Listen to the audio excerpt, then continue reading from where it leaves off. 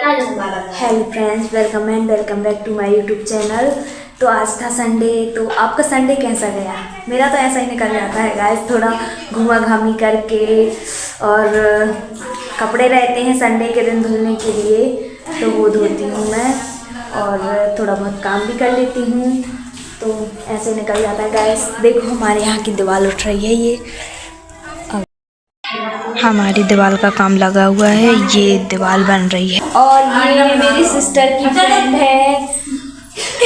तो हमारी वहाँ की दीवार उठ रही है क्योंकि वहाँ पे ना सब खाली पड़ा हुआ था, तो इसलिए दीवार उठवा रहे हैं। और आप लोग में से जो भी हिंदी मीडियम से बीएससी नर्सिंग कर रहे हैं, उनके लिए मैं एक ही एडवाइस देना चाहूँगी कि थोड़ा टाइम लगेगा, सब कुछ समझ में आने लगेगा, थोड़ा वक्त दीजिए।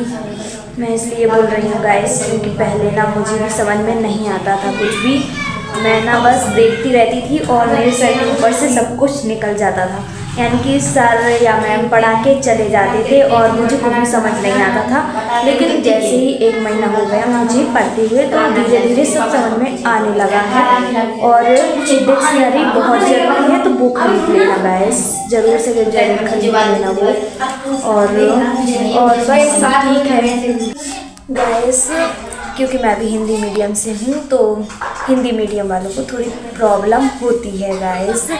तो हिंदी मतलब डिक्शनरी इसलिए ज़रूरी है क्योंकि वो उसमें ना मीनिंग्स दिए रहते हैं, तो वो अपन देख लेते हैं कैसा क्या है। पहले ना मुझे भी समझ में नहीं आता था गाइस, तो मैंने भी ना थोड़ी बहुत मेहनत की। तो थोड़ी मेहनत करनी पड़ेगी, इंग्लिश मीडियम वालों को थोड़ी कम करनी पड़ेगी और हम लोगों को थोड़ी ज़्यादा करनी पड़ेगी, क्योंकि हमको भी वही लेवल तक पढ़ना है ना। और एक और बात बहुत अच्छी है क्योंकि पेपर ना दोनों लेवल में आते हैं, तो जिसके कॉलेज में हिंदी इंग्लिश बोथ है तो वो उनके लिए बहुत अच्छी बात है।